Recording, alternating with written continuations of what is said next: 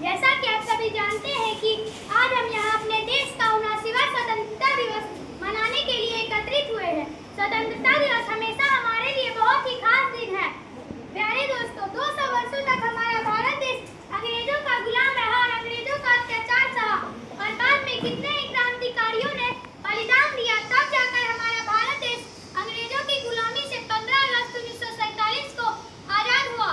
यह दिन बहुत महत्वपूर्ण है क्योंकि इस दिन हम अपने पूर्वजों के बलिदान का सम्मान करते हैं।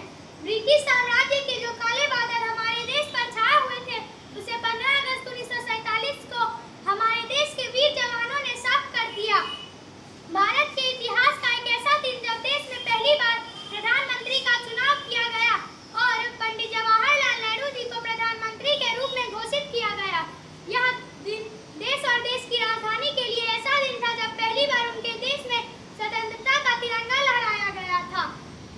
भारत के इतिहास के पन्नों पर सुनहरे अक्षरों में लिखा गया है कि एक ऐसा दिन जब पहली बार स्वतंत्रता सेनानियों ने अपना सब कुछ न्यौछावर कर देने के बाद स्वतंत्रता का स्वाद चखा था। आज भी हम प्रत्येक वर्ष स्वतंत्रता दिवस को उत्सव के रूप में मनाते हैं।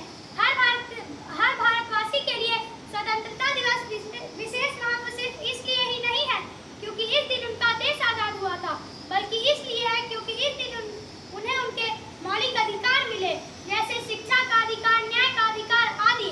यह महज एक राष्ट्रीय पर्व नहीं, बल्कि हमारी तरफ से उन वीर सपूतों को श्रद्धांजलि भी है जिन्होंने हमारे देश को आजाद कराने में अपना तन, मन और धन सब कुछ त्याग दिया था।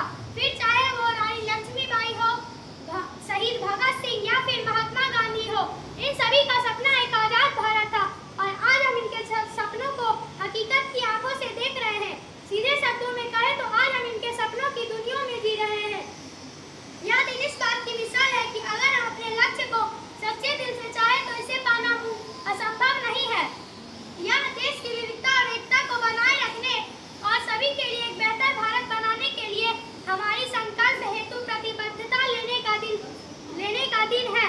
जब लहराते तिरंगे को देखकर हमारे शहीद हमें याद आते हैं तो हमारे अंदर अद्वितीय रूप से देशभक्ति का संचार होता है।